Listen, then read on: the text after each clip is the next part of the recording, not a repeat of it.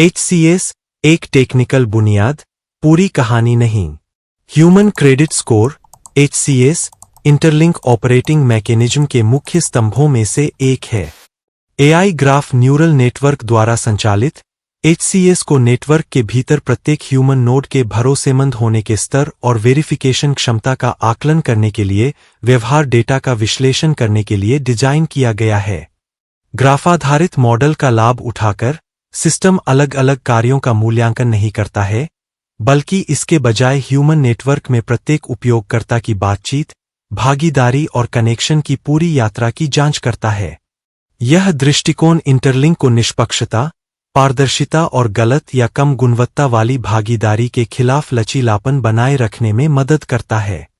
हालांकि एक बात स्पष्ट रूप से समझ लेनी चाहिए, HCS पूरी कहानी नहीं है।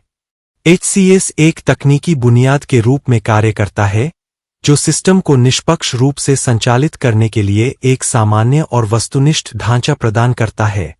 हालांकि व्यवहार में $ITLG वेरिफिकेशन का समय केवल एक स्कोर से निर्धारित नहीं होता है। इंटरलिंक इस बात पर बहुत जोर देता है कि आप वास्तव में सक्रिय हैं या नहीं और क्या आप नेटवर्क के लिए वास्तविक मूल्य बना रहे हैं। एक उच्च HCS वाला ह्यूमन नोड जिसकी भागीदारी अनियमित है, उसे ऐसे ह्यूमन नोड पर प्राथमिकता नहीं दी जाएगी जो लगातार जुड़ाव, जिम्मेदारी और दीर्घकालिक प्रतिबद्धता दिखाता है। यह इंटरलिंक के मूल दर्शन को दर्शाता है, लोगों का मूल्यांकन उनकी यात्रा से किया जाता है, न कि किसी एक पल से। HCS सिस्टम को कुशलता से काम करने में सक्षम बनाता है, लेकिन यह वास्तविक दुनिया का व्यवहार है जो एक ह्यूमन नोड की वास्तविक गुणवत्ता को परिभाषित करता है।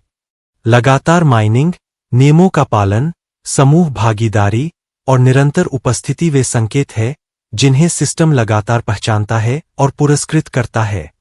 दूसरे शब्दों में, HCS आवश्यक है, लेकिन पर्याप्त नहीं। इंटरलिंक में आपका वास्तविक मूल्य एक मजबूत तकनीकी बुनियाद और दीर्घकालिक, लगातार योगदान के संयोजन से उभरता है। HCS को ढांचे के रूप में सोचें और आपके कार्यों को उसके भीतर के पदार्थ के रूप में। जब दोनों एक साथ आगे बढ़ते हैं, तभी $ITLG